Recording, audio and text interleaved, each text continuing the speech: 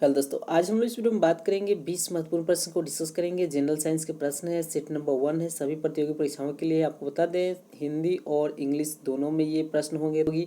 आपको बता दें, और पीडीएफ डाउनलोड करना चाहते हैं तो नीचे लिंक दिया गया है टेलीग्राम चैनल का, वहाँ से जाकर पीडीएफ डाउनलोड कर सकते हैं। आगे बढ़ते हैं, और प्रश्न संख्या 1 यहाँ पे दिया गया है, देख सकते हैं। The room can be cold, यानी कमरे को ठंडा किया जा सकता है एलपीजी गैस के द्वारा, या रिलीज ऑफ कंप्रेस्ड गैस के द्वारा, बाई मेल्टिंग द सॉलिड के द्वारा यानी ठोस को पिघलाने से भी किया जा सकता है, या फ्लो ऑफ वाटर यानी पानी के बहने से भी किया जा सकता है। तो इसका राइट आंसर होगा ऑप्शन नंबर बी, इसका राइट आंसर हो जाएगा, यानी रिलीज ऑफ कंप्रेस्ड गैस के द्वारा रूम को ठंडा किया जा सकता है। प्रश्न संख्या 2 दिया गया कि boiling point of fluid due to impurities, यानी अशुद्धियों के कारण द्रव का क्वथनांक कैसा होता है। रिमेन्स द सेम यानी वैसा ही रहता है, डिक्रीज होता है यानी घटता है, इंक्रीज होता है यानी बढ़ता है, या देयर इज नो रिलेशन यानी कोई संबंध नहीं है। तो ये क्या होता है कि इंक्रीज होता है यानी बढ़ जाता है, इसका राइट आंसर हो जाएगा।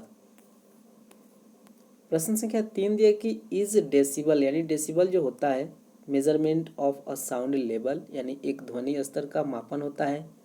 अ म्यूजिकल नोट यानी एक संगीत नोट होता है, या म्यूजिकल इंस्ट्रूमेंट होता है, या नन ऑफ दीज या कोई भी नहीं होता है। तो इसका राइट आंसर होगा ऑप्शन नंबर ए, इसका राइट आंसर हो जाएगा, यानी measurement of a sound level होता है। प्रश्न संख्या 4 दिया गया है कि what kind of wave is a light wave, यानी प्रकाश तरंग किस प्रकार की तरंग है। लॉन्ग टर्म वेव यानी अनुदैर्ध्य तरंग, या ट्रांसवर्स वेव यानी अनुप्रस्थ तरंग, या बोथ ऑफ एबव यानी दोनों होते हैं, या नन ऑफ दीज यानी में से कोई नहीं। तो 4 का हो जाएगा इसका राइट आंसर ऑप्शन नंबर 2, इसका राइट आंसर यानी अनुप्रस्थ तरंग होता है। प्रश्न संख्या 5 दिया गया है कि सोनार इज मोस्टली यूज्ड, यानी सोनार अधिकांशतः प्रयोग में लाया जाता है किनके द्वारा। By engineers, by doctors, by astronauts, या बाई नेविगेटर्स। तो इसका राइट आंसर होगा ऑप्शन नंबर डी, इसका राइट आंसर हो जाएगा, यानी बाई नेविगेटर्स के द्वारा सोनार का प्रयोग किया जाता है, यानी नौ संचालकों के द्वारा। प्रश्न संख्या 6 दिया गया है कि which part of the sun is visible at the time of solar eclipse, यानी सूर्य ग्रहण के समय सूर्य का कौन सा भाग दिखाई देता है। क्रोमोस्फेयर यानी वर्णमंडल, क्रोना यानी प्रभामंडल, यानी क्रीट, या कोई पार्ट नहीं। तो इसके यानी 6 का राइट आंसर ऑप्शन नंबर 3, इसका राइट आंसर यानी क्रीट भाग दिखाई पड़ता है। प्रश्न संख्या 7 दिया गया है कि speed of light with increase in a medium temperature, यानी माध्यम के तापमान में वृद्धि के साथ प्रकाश की गति कैसी होती है। यानी इंक्रीज यानी बढ़ती है, सडनली फॉल्स यानी अचानक गिर जाती है, या डिक्रीज हो जाती है यानी घटती है, या रिमेन्स द सेम यानी वैसे ही रहती है। तो 7 का right answer option number D, यानी रिमेन्स द सेम यानी वैसे ही रहती है। प्रश्न संख्या 8 दिया गया है कि the velocity of light is maximum, यानी प्रकाश का वेग अधिकतम होता है किसमें होता है। डायमंड में यानी हीरे में होता है, वैक्यूम यानी निर्वात में होता है, या ग्लास यानी कांच में होता है, या वाटर में यानी पानी में होता है। तो सबसे अधिक प्रकाश का वेग किसमें होता है, तो वैक्यूम में होता है यानी निर्वात में होता है, इसका राइट आंसर होगा 2। प्रश्न संख्या 9 दिया गया है, यहाँ पे देख सकते हैं। The incident of polarisation of light proves that light waves are, यानी प्रकाश में ध्रुवण की जो घटना से यह सिद्ध होता है कि प्रकाश तरंगे हैं। लाइक अ वेव यानी तरंग के समान, similar to both wave and particle, यानी तरंग एवं कण दोनों के समान, या not like wave and particle, यानी तरंग और कण के समान नहीं होते हैं, लाइक अ पार्टिकल।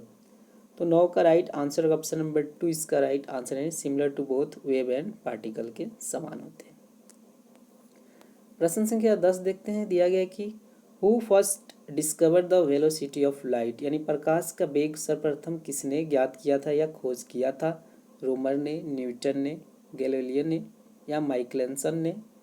तो इसका राइट आंसर होगा ऑप्शन नंबर ए, इसका राइट आंसर नहीं रोमर ने किया था। प्रश्न संख्या 11 देखते हैं, दिया है कि व्हेन डज सोलर इक्लिप्स अकर, यानी सूर्य ग्रहण कब होता है। एनी डे यानी किसी भी दिन हो जाता है, या ऑन द फुल मून यानी पूर्णिमा के दिन होता है, on the fourth lunar day होता है, या प्रतिपदा के दिन होता है। तो इसका राइट आंसर होगा ऑप्शन नंबर डी, इसका राइट आंसर हो जाएगा। प्रश्न संख्या 12 दिया गया है कि due to which virtual religion a stick immersed in a vessel filled with water appears to be bent, यानी किस गुण धर्म के कारण पानी से भरे बर्तन में डुबाई गई छड़ी मुड़ी हुई प्रतीत होती है। यानी उत्प्लवन के द्वारा, स्कैटरिंग यानी प्रकीर्णन के द्वारा, रिफ्रैक्शन यानी अपवर्तन के द्वारा, या रिफ्लेक्शन यानी परावर्तन के द्वारा। तो 12 का 3 इसका राइट आंसर हो जाएगा, यानी अपवर्तन के द्वारा यानी मुड़ी हुई प्रतीत होता है। प्रश्न संख्या 13 देखते हैं, दिया गया है कि complete internal reflection occurs when light goes out, यानी पूर्ण आंतरिक परिवर्तन होता है जब प्रकाश जाता है। इन ग्लास विथ डायमंड्स, यानी हीरे से कांच में। इन ग्लास विथ वाटर, यानी जल से कांच में। फ्रॉम एयर टू वाटर, यानी वायु से जल में, या फ्रॉम एयर टू ग्लास, यानी वायु से कांच में। 13 का राइट आंसर होगा ऑप्शन नंबर ए हो जाएगा इसका राइट आंसर, यानी हीरे से कांच में, यानी इन ग्लास विथ डायमंड्स।